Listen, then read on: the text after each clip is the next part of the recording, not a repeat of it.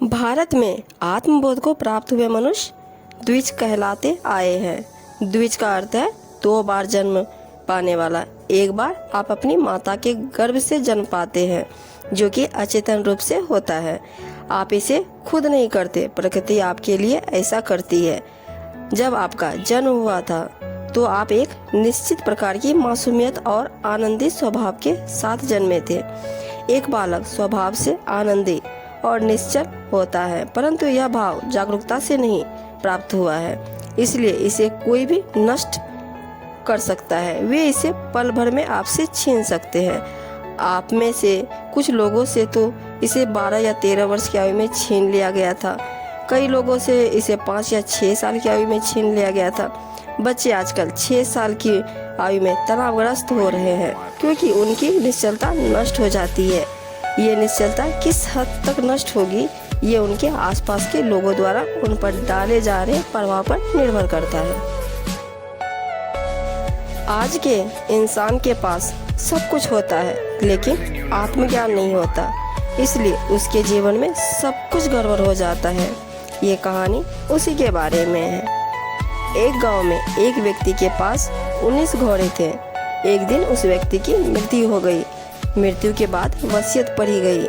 उस वसीयत में लिखा था कि मेरे 19 घोड़ों में से आधे मेरे बेटे को, 19 घोड़ों में से 1/4 मेरी बेटी को और 19 घोड़ों में से 5वां हिस्सा मेरे नौकर को दे दिया जाए।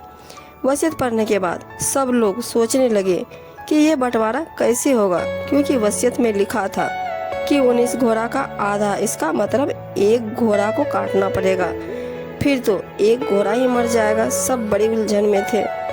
फिर सभी ने मिलकर पड़ोसी गांव में से एक बुद्धिमान व्यक्ति को बुलाया। वह बुद्धिमान व्यक्ति अपने घोड़े पर चढ़कर आया। उसने समस्या सुनी और अपना दिमाग लगाया। फिर वह बोला, उन 19 घोड़ों में मेरा भी 1 घोड़ा मिलाकर बांट दो।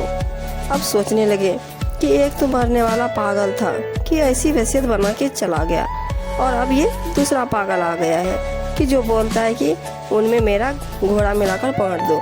फिर भी सबने सोचा कि बात मान लेने में क्या हर्ज है।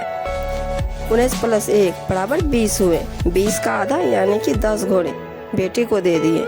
20 का चौथाई 5 बेटी को दे दिए। 20 का 5वां हिस्सा यानी कि 4 नौकर को दे दिए। बच गया 1 घोड़ा, जो कि उस बुद्धिमान व्यक्ति का था। वो उसे लेकर अपने गांव वापस चला गया।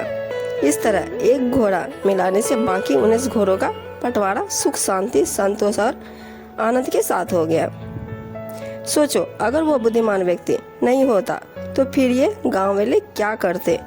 हो सकता है ये लोग 1 घोड़े को आधा करने के चक्कर में 1 घोड़े को मार डालते, या पता नहीं क्या करते। इसलिए हमें कुछ भी करने से पहले हमारा दिमाग जरूर लगाना चाहिए, और दिमाग लगाने के लिए हमारे पास ज्ञान होना बहुत ज़्यादा ज़रूरी है। बिना ज्ञान कुछ भी अच्छे से नहीं हो सकता, इसलिए हमेशा हमारे ज्ञान को ज़्यादा से ज़्यादा बढ़ाना चाहिए, और किसी भी समस्या का समाधान अच्छे से सोच समझकर करना चाहिए। तो आपको ये वीडियो कैसी लगी, कमेंट्स बॉक्स में ज़रूर बताइएगा। वीडियो को लाइक और चैनल को सब्सक्राइब करके बेल आइकन को प्रेस करना मत भूलिएगा। Thank you.